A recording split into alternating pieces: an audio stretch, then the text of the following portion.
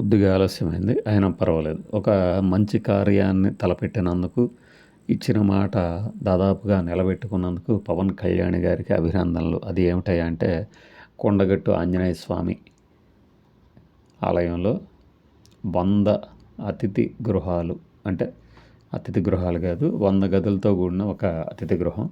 అలానే ఒక 2000 మంది కూర్చునేందుకు వీలుగా ఒక దీక్షా మండపం నిర్మించడానికి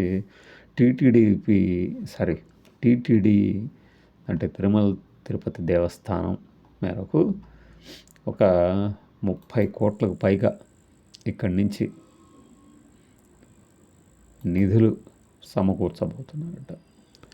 ఆ నిధులు అలా సమకూర్చేలాగా చేసినందుకు 35 కోట్లు అంటే మాట సాయం చేసినందుకు పవన్ కళ్యాణ్ గారికి ఇక్కడ కొండగట్టు ఆలయ దేవస్థానం అలానే ఇక్కడి అభిమానులు కృతజ్ఞతలు చెప్తున్నారు. ఇది మంచి సత్కార్యం కాబట్టి ఎవరైనా అభినందించాల్సిందే. ఇక దీనికి సంబంధించి జనవరి 3వ తారీఖున ఆయన కొండగట్టుకు వస్తారని చెప్తున్నారు.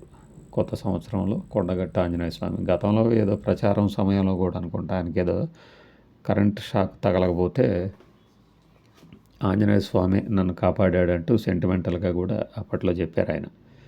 సో ఈ పవన సుత ఆంజనేయ స్వామి ఆలయానికి ఆయన జనవరి 3న వస్తారు. ఈ సందర్భంగానే ఆ శంకుస్థాపన ఆ కార్యక్రమాలు కూడా చేపట్టవచ్చు అనేది తెలుస్తోంది వార్తల సమాచారం ద్వారా.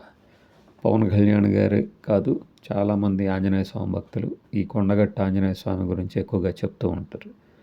ఈ క్రమంలో మరి కొండ మీద ఒక 100 గదులు అంటే రోజుకు ఒక 400 మంది వరకు ఎలాంటి ఇబ్బందులు లేకుండా ఇక్కడ వసతి చేయగలిగినటువంటి సౌకర్యం కల్పించినట్లే.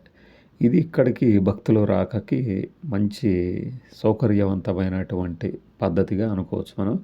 అలానే ఆంధ్రప్రదేశ్కు సంబంధించినటువంటి టీటీడీ ఇక్కడ నిధులను ఖర్చు పెట్టడము చాలా ముదావహం. 35 కోట్లు అంటే సామాన్యమైన విషయం కాదు. దీన్ని ఎవరైనా అభినందించాల్సిందే. సంకుచిత భావాలతో ఏడుపుగొట్టు వాగుడు కాయలకి ఇది ఒక చెంపపెట్టుగా భావిస్తూ ఇది ఒక మంచి నిర్ణయంగా అభినందించడమైనది.